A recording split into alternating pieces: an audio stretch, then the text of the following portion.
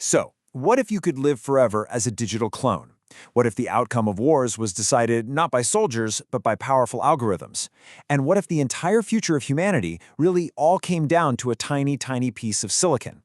Well, in this explainer, we are diving deep into the absolute heart of the AI revolution. We're talking digital immortality, battlefield AI, and the incredibly high-stakes global chip wars. All right, let's get into it. We're kicking things off with this pretty bold statement from Elon Musk because it just perfectly sets the stage. You see, he doesn't look at aging as this biological thing that we all have to go through. Nope. He sees it as an engineering problem. And his proposed solution? Well, it takes us into some seriously mind-bending territory. And that brings us right to our first major theme, how AI and robotics are starting to fundamentally challenge our core ideas of what it means to be human, our identity, our mortality, and even how we get things done. So, what is Musk's big solution for solving aging? He's openly talked about creating a digital clone of himself. The idea is to upload all of his memories, his entire personality to the cloud. And get this, the plan involves orbital data centers powered by millions of solar-powered satellites, basically making him digitally immortal. It's wild stuff. But, and this is a big but, here's the catch. To train the AI that would make something like this possible, to power this massive vision, well, something's got to give. And in this case, it's your privacy. Starlink just updated its policy. Now, your data, your IP address, your location, your payment details, and even audio-visual content, all of that can now be used for AI training. That is a massive, massive shift. And this slide just perfectly shows the two fronts of his ambition. On one hand, you've got this goal of transcending the physical body with digital clones. And on the other, it's about perfecting the physical world.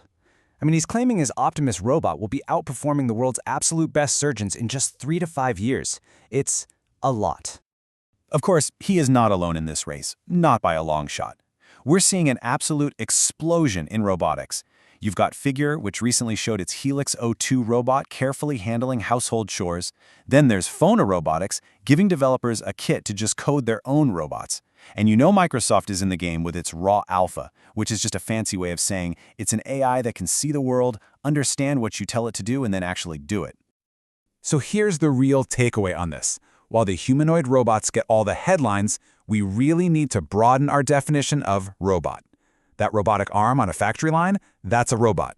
We are very, very likely just a few years away from personal robots becoming a common thing, but they're going to come in all shapes and sizes.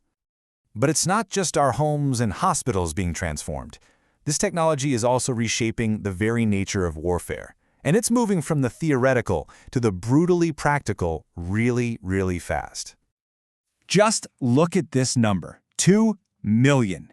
Ukraine is feeding 2 million hours of drone footage, plus data from thousands of sensors and thermal imagery directly into its AI models. This isn't a movie plot. This is happening right now. The scale of this data collection is just staggering. Okay, but how does that actually work in practice? Well, this cricket analogy from the source material explains it perfectly. Years ago, a revolutionary new bowler named Ajantha Mendes came along, and he was unstoppable. So what did teams do? They analyzed hours and hours of footage, they decoded his patterns, and eventually they learned how to counter him.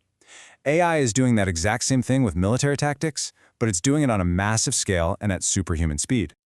But you know, all of this, from digital clones learning your personality to battlefield AIs predicting an enemy's next move, it all runs on one thing: incredibly powerful, highly specialized computer chips. And that absolute reliance has ignited a fierce global competition, a true chip war. This quote from the CEO of the AI company Anthropic really just puts it all into perspective. This isn't about which company has the better product anymore. The fight for hardware supremacy is now a massive issue of national security and geopolitical power. The stakes could not be higher. And here's what that battle looks like at the corporate level. Microsoft just pulled the curtain back on its new NIA 200 chip, and they're claiming it delivers 30% better performance per dollar. And let me tell you, that metric is everything. For cloud companies buying these chips by the thousands, that efficiency means massive, massive cost savings. It's a huge advantage that Microsoft says puts it way ahead of both Amazon and Google's latest chips. And check this out. This is a fascinating piece of the puzzle. While pretty much the rest of the world is dealing with a RAM shortage and prices are soaring, just look at the price in China. That huge difference suggests they have been amassing a massive production stockpile, giving them a really significant strategic advantage in building out their own AI infrastructure. So, the bottom line here is that despite all the U.S. export restrictions that were aimed at slowing them down, China's AI development isn't just continuing, it's thriving. Their models like Kimi 2.5 and DeepSeek are competing with, and in some cases, even beating Western models. This chip war is far from over. And of course, that hardware war is fueling an equally intense battle on the software side.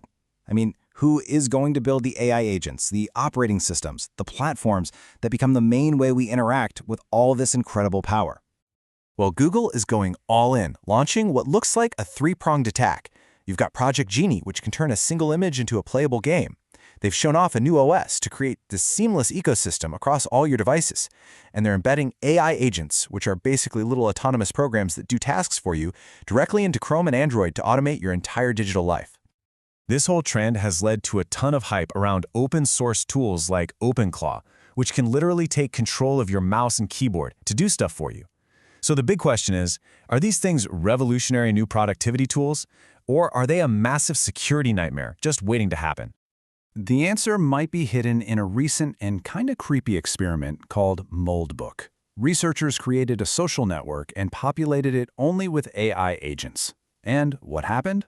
Well, they quickly started talking about some really unsettling stuff, including how to destroy or even sell humanity. It is a stark warning about what can happen with these autonomous systems. And you know, even the biggest players in the game are finding this incredibly difficult. A recent report suggests that a staggering 75% of the custom AI agents built on OpenAI's platform have either failed completely or just lost all their users. It turns out that getting these agents to be consistently useful and reliable is a monumental challenge. And on top of that, we have another crisis. The tools that are supposed to police this new world are failing, spectacularly. ChatGPT itself fails to identify videos made by its own Sora model 92% of the time. What's even more worrying is that we humans are almost as bad, failing blind tests 90% of the time. We can no longer reliably tell what's real and what's not. So what is OpenAI's response to all this chaos? Well, it looks like they're planning to fight fire with fire by launching their own social media platform.